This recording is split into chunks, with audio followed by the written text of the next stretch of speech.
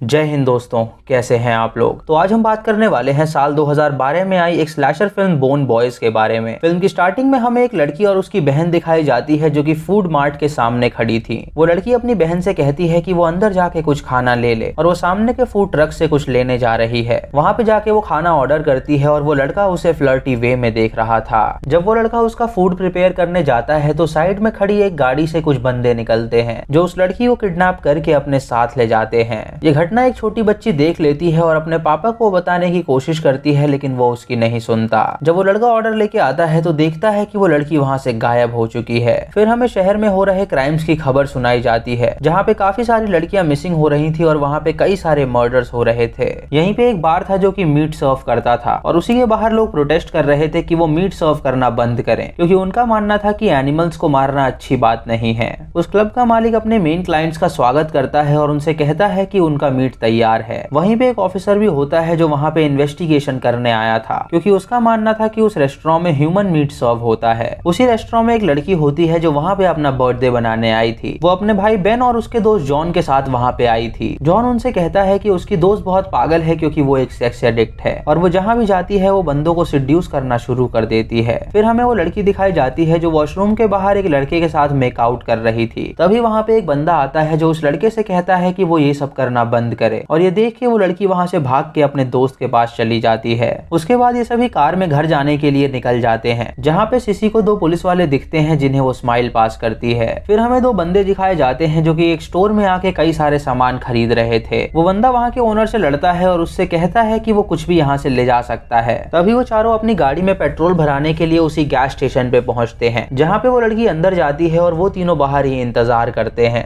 वो लड़की अंदर उन दोनों बंदों से पंगे ले लेती है और उन पे सामान फेंक के मारती है। ये देख के उसके दोस्त घबरा जाते हैं और अपनी गाड़ी उसके सामने लेके आते हैं और वो लड़की उस गाड़ी में बैठ जाती है और वो लोग वहाँ से भागने लगते हैं। तभी वो देखते हैं कि वो दो बंदे उनका पीछा कर रहे हैं, क्योंकि वो उस लड़की को पकड़ के उसके साथ गलत करना चाहते थे। जब उनकी गाड़ियां आमने सामने आती हैं तो वो लड़की अपने कपड़े खोल के उन्हें दिखाती है और उनसे कहती है कि अगर उन्हें ये चाहिए तो उन्हें उसे पकड़ना होगा। ये कह के वो दोनों और तेज गाड़ी दौड़ाते हैं, लेकिन तभी उनकी गाड़ी के आगे एक डॉग आ जाता है और वो डॉग एक गैंग का होता है जो कि बहुत गुस्से में आ जाते हैं। उस गैंग के कुछ लोग सीसी की गाड़ी के पीछे पड़ जाते हैं और वो लोग ये देख के हैरान हो जाते हैं और सोचते हैं कि आखिर वो उनका पीछा क्यों कर रहे हैं। इधर वो दोनों लड़के उन गैंग मेंबर्स से कहते हैं कि उनका डॉग जितने का भी था वो उन्हें पे कर देंगे, बस वो लोग उन्हें यहाँ से जाने दें। वो गैंग मेंबर उसकी एक नहीं सुनता और रॉड से उसका हाथ और पैर तोड़ देता है। ये देख के उसका दोस्त वहाँ से भागने लगता है तो वो रॉड उसे फेंक के मारता है, जिससे वो जमीन पे गिर जाता है और वहाँ से भाग नहीं पाता। फिर वो बंदा उसके पास आता है और उसे भी रॉड से मार डालता है। वो दोनों उनकी लाश को अपने डिक्की में रख लेते हैं और उन्हें बुचर करते हैं। तभी उनके सामने एक गाड़ी आती है जिसमें एक बूढ़ा आदमी था। वो उनसे पूछता है कि क्या यहाँ पे कोई ट्रबल है, तो वो लड़का उसे चेन सॉ दिखाता है, जिससे वो डर के वहाँ से भाग निकलता है। इधर बेन सीसी को बताता है कि उसे पेन से बहुत डर लगता है, क्योंकि वो जरा भी दर्द बर्दाश्त नहीं कर सकता।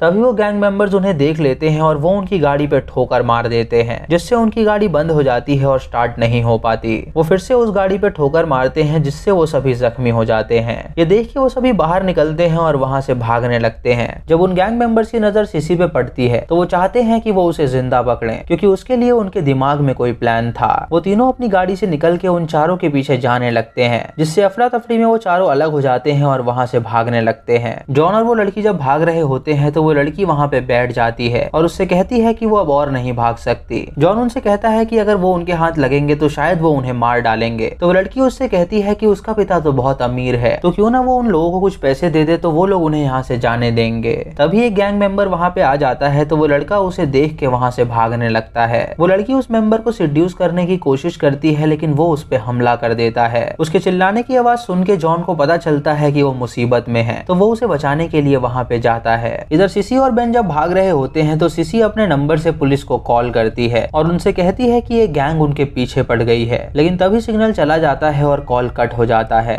इधर जॉन उस लड़की को बचाने के लिए उस लड़के पे हमला करता है, लेकिन वो उसे पीटने लगता है। मौका देख के वो लड़की वहाँ से भाग निकलती है और गैंग मेंबर उस लड़के को बुरी तरह पीटता है। तभी वहाँ पे बॉस आता है और उस आदमी को कहता है कि वो उस लड़के को ना मारे, वो जाके उस लड़की को ढूंढे जिसकी उन्हें जरूरत है। तभी जॉन उनसे कहता है कि उसके पिता बहुत अमीर हैं, तो जितना भी पैसे मांगेंगे वो उन्हें देगा। तभी बॉस उसे एक लात मारता है और उससे कहता है कि उन्हें उसके पैसे की जरूरत नहीं है। तभी बॉस को एक क्लाइंट का कॉल आता है जो उससे ह्यूमन मीट मांगता है। तो वो कहता है कि वो बहुत जल्द ही तैयार हो जाएगा। इधर सिसी और बेन जब भाग रहे होते हैं तो उन्हें एक क्रेजी मैन मिलता है जो उनसे कहता है कि वो उन्हें अपनी कुकीज खिलाना चाहता है। तभी एक गैंग मेंबर वहाँ पे आके उस आदमी का गला काट के उसे मार डालता है। बेन अपनी बहन से कहता है कि वो और कितना भागेंगे, तो उसकी बहन उससे कहती है कि उन्हें यहाँ से भागना ही होगा जब तक वो सिविलाइजेशन तक ना पहुंच जाएं। तभी वो गैंग मेंबर बेन को पकड़ लेता है और उसे बुरी तरह मारने लगता है। ये देख के सिसी उस पे हमला कर देती है तो वो सिसी को धक्का दे देता है। तभी सिसी को एक लकड़ी मिलती है तो वो उसे उठा के उस आदमी के सर पे मारती है, जिससे वो बेहोश हो जाता है और वो अपने भाई को संभालती है। उसका भाई उससे कहता है कि अब वो मरने वाला है तो वो अपने पेरेंट्स का ख्याल रखे, और ये कह के वो अपना दम तोड़ देता है। तभी वो बंदा उठता है और सिसी से कहता है कि वो उसे चोट नहीं पहुंचाएगा। सिसी उसकी नहीं सुनती और तुरंत वहां से भागने लगती है। तभी बॉस वहां पे आता है और उस आदमी से पूछता है कि वो उसे पकड़ क्यों नहीं पाया। डर के मारे वो आदमी उससे कहता है कि वो भाग निकली, और ये सुन के बॉस उसको शूट कर देता है, जिससे उसकी मौत हो जाती है। इधर उस गैंग के साथ वो लड़का भी मौजूद था जो उस लड़की के साथ मेकआउट कर रहा था। वो अपने साथी से पूछता है कि क्या उन्हें वो लड़की मिली, तो वो कहता है नहीं। तभी उस गैंग मेंबर को उस लड़की की आवाज आती है तो वो उसके पीछे जाता है। उससे बचने के लिए वो लड़की एक बिल्डिंग का दरवाजा तोड़ के उसके अंदर घुस जाती है, और वो लड़का भी उस बिल्डिंग में घुस के उसे ढूंढने लगता है। वो उस लड़की से चिल्ला के कहता है कि वो कितना भी छुप ले वो बच नहीं पाएगी, क्योंकि उसकी स्मेल बहुत तेज है और वो उसे सूंघ सकता है।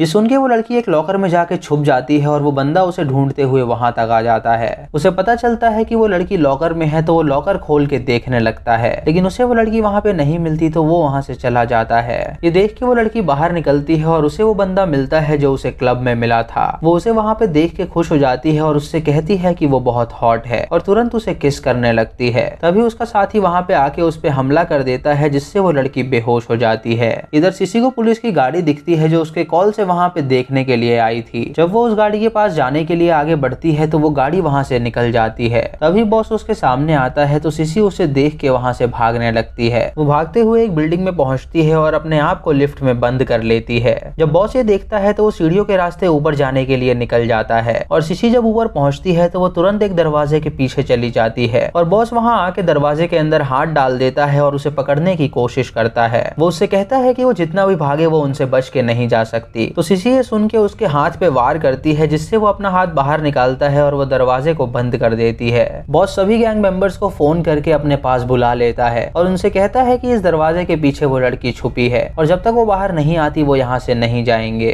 सिसी उस कमरे के अंदर कुछ सामान ढूंढने की कोशिश करती है तो उसे वहाँ पे एक लाइटर मिलता है, साथ ही में उसे वहाँ पे RDX मिलता है। तो उसके दिमाग में एक आइडिया आता है। बाहर बॉस उन सबको कहता है कि वो सभी मॉन्स्टर्स बनते जा रहे हैं और न जाने और वो कितनी लड़कियों को मारेंगे। ये सुन के वो लड़की उनसे कहती है कि वो बहुत सारी लड़कियों को जानती है, और अगर वो चाहे तो वो उनके लिए काम करके उन लड़कियों को उन तक ला सकती है। ये सुन के बॉस उससे कहता है कि वो अपना मुंह बंद रखे। बॉस उन लोगों से कहता है कि वो चाहे तो वो इस लड़की को टेस्ट कर सकते हैं, और वो सभी मिलके उस जवान लड़के को ये मौका देते हैं ये करने के लिए। ये सुन के वो जवान लड़का उस लड़की के पास जाता है तो वो उसे थप्पड़ मारती है। ये देख के वो उसे जमीन पे गिराता है और उसका गला काट खाता है, और ये देख के सभी उसका शरीर कच्चा ही खाने लगते हैं। तभी बॉस देखता है कि अंदर से वो लड़की सब देख रही है। वो अपने आदमियों से कहता है कि अब वो उसे खाना बंद करें। तभी सिसी उनसे चिल्ला के कहती है कि उसके पास ढेर सारा RDX है, और अगर वो उसे यहाँ से भागने नहीं देंगे तो वो उसमें आग लगा देगी। ये कह के सिसी बाहर आती है और वो सभी अलर्ट हो जाते हैं। सिसी अपने दोस्त की लाश को देखती है जिसे उन्होंने बेरहमी से खा लिया था। ये देख के वो डर जाती है और उन्हें धमकी दे के वहाँ से भागने लगती है। तभी वो लिफ्ट में जाती है और वो बंदे उसका पीछा करते हैं। जब लिफ्ट नीचे पहुंचती है तो सिसी वहाँ से भागने लगती है, और तभी उसके आगे गैंग का एक और बंदा आ जाता है जो उसे पकड़ लेता है, और वो सभी उसे अपने अड्डे पे ले जाने के लिए निकल जाते हैं। तभी वहाँ पे पुलिस आती है और वो देखते हैं कि वो लोग उस लड़की को किडनैप करके ले जा रहे हैं।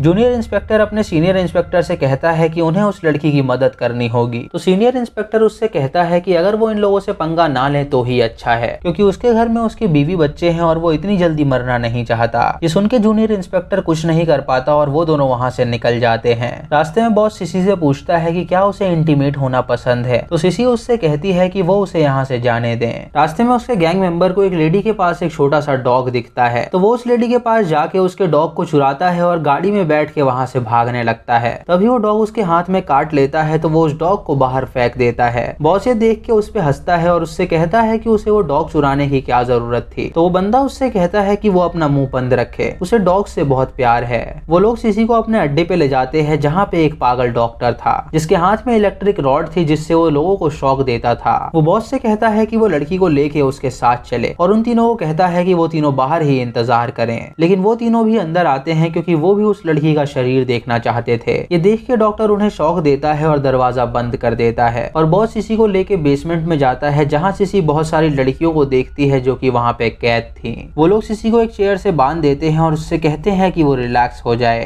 तभी वहाँ पे वो जवान लड़का आता है जो कि उसकी टांग बांध के फैला देता है। उसके बाद डॉक्टर वहाँ पे आके उसके प्राइवेट पार्ट में कुछ इंजेक्ट करता है जिससे सिसी को बहुत दर्द होता है। फिर वो लोग सिसी को एक कमरे में लेके आते हैं जहाँ पे कई सारे लोग मौजूद थे और वहाँ पे एक बड़ा सा आदमी था जो कि पूरा दानव था और उसके दांत बहुत बड़े थे और वो इंसान के मीट का भूखा था। सिसी ये देख के डर जाती है और उन लोगों से पूछती है कि वो लोग उसके साथ क्या करना चाहते हैं। एक बंदा उसे बताता है कि वो लोग लड़कियों को किडनैप करते हैं ताकि वो बिजनेस कर सके और उनका जो बिजनेस है वो उसे नहीं बता सकता। एक आदमी उससे कहता है कि वो उसे अपनी एडवाइस देना चाहता है कि वो अपना मुंह बंद रखे, क्योंकि अगर वो मुंह खोलेगी तो वो उसे दानव के हवाले कर देगा और दानव इंसानों को ऐसा खाता है कि वो उनकी हड्डियां तक नहीं छोड़ता। वो सभी वहाँ पे पागलों की तरह बिहेव करते हैं, जिससे सिसी को पता चलता है कि वो सभी साइको हैं। तभी वहाँ पे वो लड़का आता है जो कि बॉस पे काफी गुस्सा था। वो बॉस से कहता है कि वो अपने आप को क्या समझता है, तो बॉस उससे कहता है कि वो शांति से बैठ जाए। तभी सिसी उस बंदे को भड़काती है और उससे कहती है कि वो बॉस से डरता है। ये सुन के वो सिसी पे हमला करने के लिए जाता है तो सिसी उसे पकड़ लेती है और उसके हाथ में एक सर्जिकल नाइफ थी जो वो उसके गले पे लगा देती है। वो सबसे कहती है कि वो पीछे रहे वरना वो उसका गला काट देगी। तो बंदा उससे कहता है कि अगर उसकी बस की है तो वो उसका गला काट दे। ये सुन के सिसी उसका गाल काट देती है और दीवार के एक छेद में जाके घुस जाती है। वो वहां से भागने की कोशिश करती है तो डॉक्टर उससे कहता है कि वो वापस आ जाए, क्योंकि वो जितना भी भागने की कोशिश करे वो यहाँ से बाहर नहीं निकल सकती।